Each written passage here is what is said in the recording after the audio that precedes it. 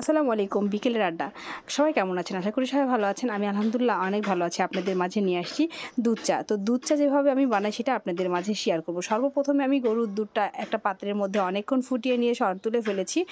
মিটি আছে আবারও রেখে দিয়েছি যাতে করে অনেক সুন্দরভাবে সর পড়ে। আর লিকারটা দেখিয়েই দিলাম। তো লিকারটা আমি আলাদাভাবেই ফুটিয়ে নিয়েছি। সেটা হচ্ছে এখন গরুর দুধের মধ্যে অ্যাড করে দিয়েছি। তো আপনারা চাইলে কিন্তু লিকার দুধ ফুটিয়ে নিয়ে লিকারটাও দিতে পারেন। তবে আমার লিকারটা আমি ফুটিয়ে নিয়ে অ্যাড করে দেই, কারণ আমার হচ্ছে এভাবে খেতে ভালো লাগে, যার কারণে যে সরটা থাকে দেখা যাচ্ছে যে ছাঁকনি দিয়ে ছাঁকলে সরটা পড়ে না।